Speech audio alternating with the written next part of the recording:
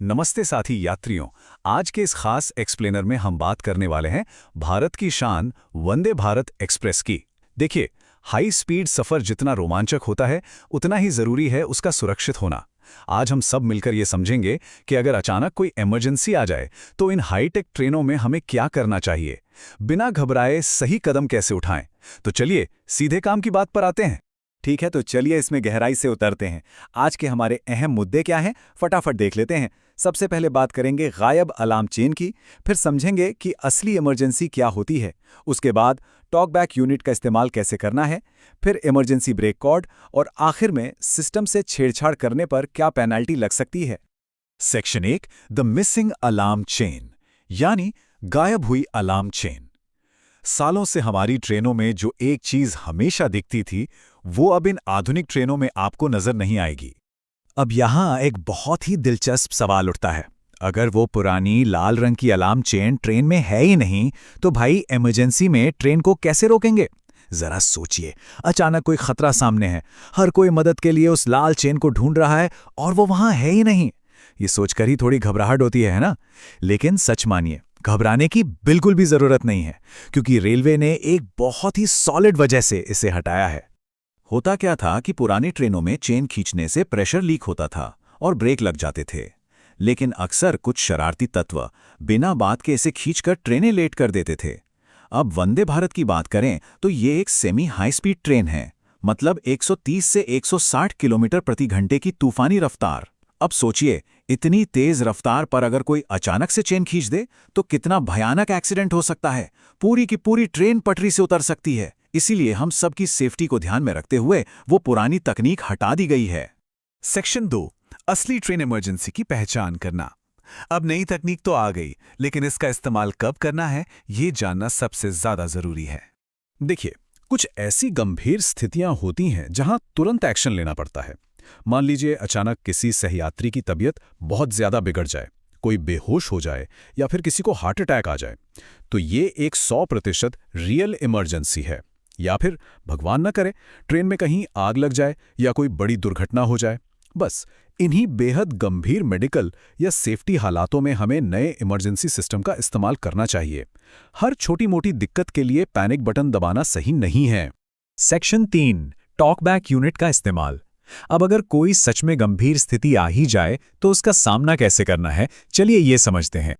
अब इस स्लाइड में जो सबसे दिलचस्प बात है वो है ये नंबर 4। जी हाँ, वंदे भारत के हर एक कोच में ठीक 4 इमरजेंसी टॉकबैक यूनिट्स लगाए गए हैं।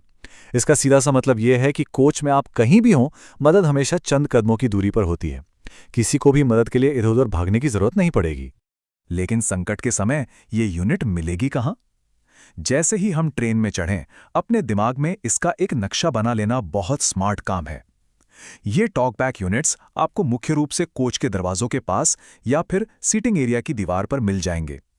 इन्हें पहचानना बहुत आसान है। इन पर एक एकदम लाल रंग का बटन होता है और साथ में बात करने के लिए एक छोटा सा स्पीकर। समझ लीजिए, ये एक इनबिल्ट इंटरकॉम है जो हमें सीधे ट्रेन क्रू से जोड़ता है। तो चलिए इसका एक्शन प्लान समझ लेते हैं। पहला स्टेप, दरवाजे या सीट के पास इस यूनिट तक पहुंचे। दूसरा स्टेप, उस लाल रंग के इमरजेंसी बटन को जोर से दबाएं।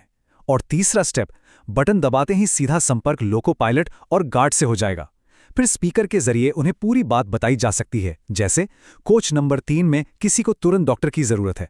ये सटीक जानकारी मिलते ही पायलट स्थिति को समझेगा और ट्रेन को सुरक्षित तरीके से अगले स्टेशन पर रोक देगा, जहां मेडिकल टीम पहले से तैयार मिलेगी। है ना एकदम सेफ और असरदार तरीका? Section 4, the emergency brake cord.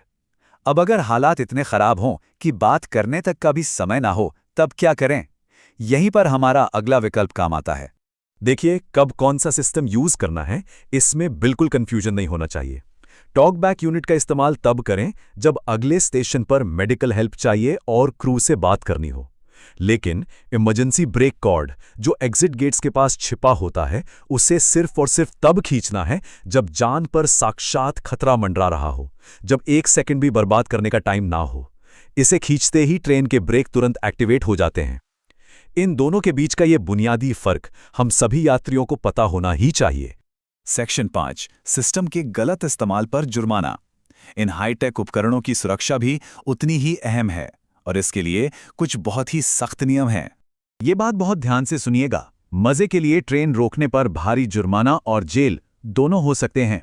Vande Bharat train का चप्पा चप्पा हाई डेफिनेशन सीसीटीवी कैमरों की निगरानी में रहता है। अगर कोई भी इंसान बस मजे के लिए, प्रैंक करने के लिए या बिना किसी असली वजह के इन बटनों या ब्रेक कॉर्ड से छेड़छाड़ करता है तो कैमरे में वो तुरंत पकड़ा जाएगा। रेलवे एक्ट के तहत इसके लिए तगड़ा जुर्माना और जेल की सजा तय है। सीधी सी बात है, ये तकनीक हमारी और आपकी जान बचाने के लिए है, किसी खेल तमाशे के लिए नहीं। और इसी के साथ हम अपने इस एक्सप्लेनर के आखिर में आ गए हैं। पुरानी लाल चेन का हटना और इन हाईटेक प्रणालियों का आना सच में एक शानदार कदम है। संकट के समय सही जानकारी ही सबसे बड़ा हथियार होती है। अब जबकि इन सारे सेफ्टी सिस्टम्स का फंडा बिल्कुल साफ है, तो एक बहुत ही अहम सवाल हम सबको खुद से पूछना चाहिए।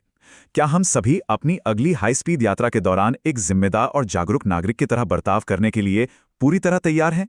याद रखिए, ये हमारी साझा जिम्मेदारी है जो हर सफर को सुरक्षित बनाती है। आज के इस एक्सप्लेनर से जुड़ने के लिए बहुत बहुत धन्यवाद और भविष्य की सभी यात्राओं के लिए सुरक्षित शुभकामनाएं।